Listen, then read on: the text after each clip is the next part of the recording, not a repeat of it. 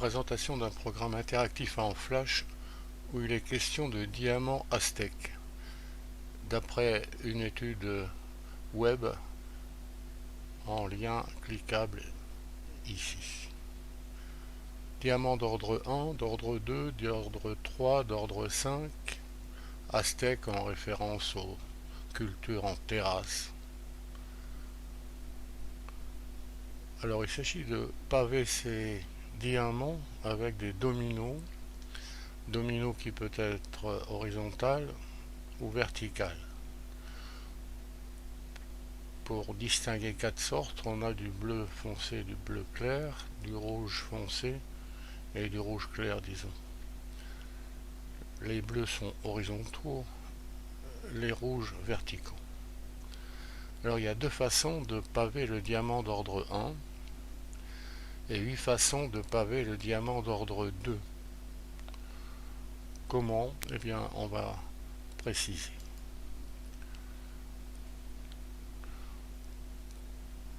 On remarque que pour les ordres impairs, comme 1, la case en haut à gauche est grise. Pour les ordres pairs, par exemple 2 ici, la case en haut à gauche est blanche. Ce qui va intervenir dans notre touillage de la façon suivante. On part donc d'un diamant d'ordre 1, le départ possible,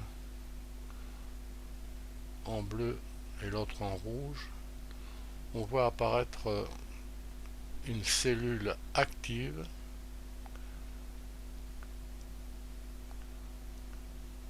pour le diamant d'ordre 1 qui a un domino horizontal bleu. Alors, première règle de touillage, dans ce cas où il y a un domino dans une cellule comme celle-là, ce domino est décalé de l'autre côté et on permute clair et foncé. Ça veut dire que ce domino qui est montré par la souris en bleu foncé devient bleu clair en passant à l'ordre 2. On peut remarquer que par convention, à cette place ne peut y avoir que du bleu clair puisque il s'agit d'ordre 2, case en haut à gauche blanche. De la même façon, dans cette cellule active où il y a du bleu clair en haut, on obtient du bleu foncé en bas.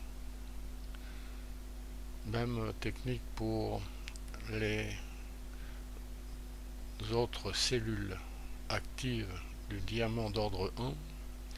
Ici on a du rouge à droite, rouge foncé à droite, qui devient rouge clair à gauche. Et enfin, on a dans cette quatrième cellule du rouge clair à gauche qui devient du rouge foncé à droite. Bon, ça peut paraître compliqué au premier abord, mais on va essayer de préciser. Dans une deuxième règle de touillage, on reprend ce qu'on a obtenu et on voit qu'il y a 8 cellules vides. Alors quand les cellules sont vides, on a décidé de les remplir de toutes les façons possibles, c'est-à-dire les 8 qu'on a déjà vus. Voici donc les 8 pavages du diamant d'ordre 2. Page suivante.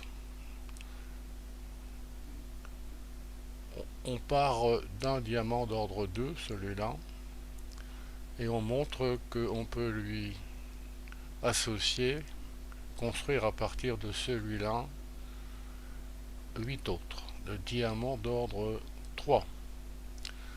Alors, pour expliquer, on a fait un éclaté ici des 9 cellules qui interviennent.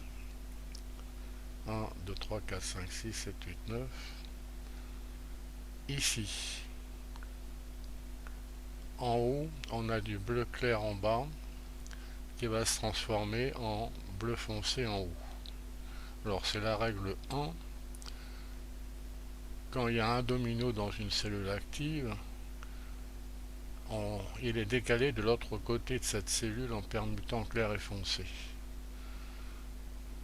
Alors cet ordre est utilisé pour les 3 cellules indiquées, pour les 2 cellules en dessous encore.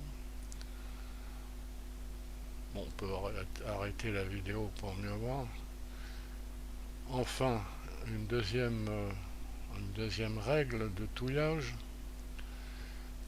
quand il n'y a pas de domino entier, comme ici. Un domino entier, c'est du bleu horizontal ou c'est du rouge vertical. Il n'y a pas de domino entier ici. On décide dans ce cas de vider la cellule. On se retrouve donc avec 1, 2, 3 cellules vides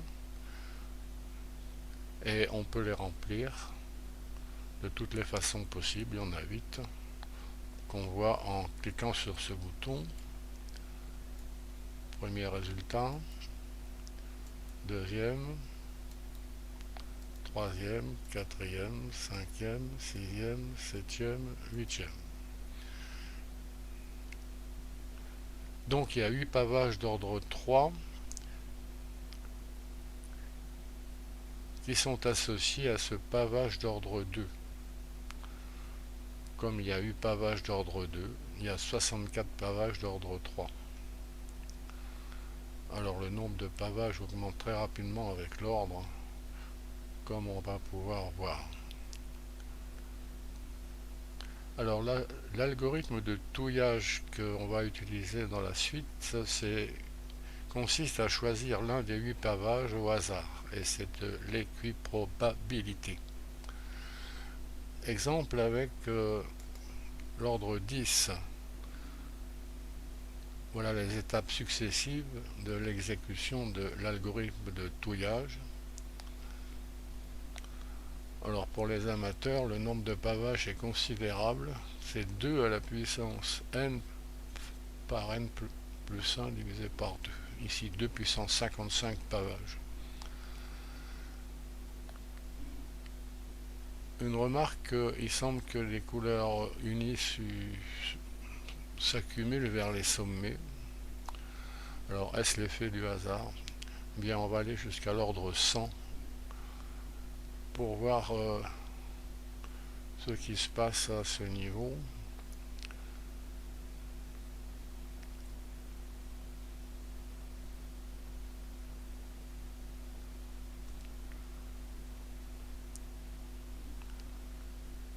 On rappelle que chaque pavage a été tiré de manière équiprobable. Bon, il y a 2 puissance 505 pavages pour les amateurs. Et l'impression qu'on avait avec le rang 10 est confirmée.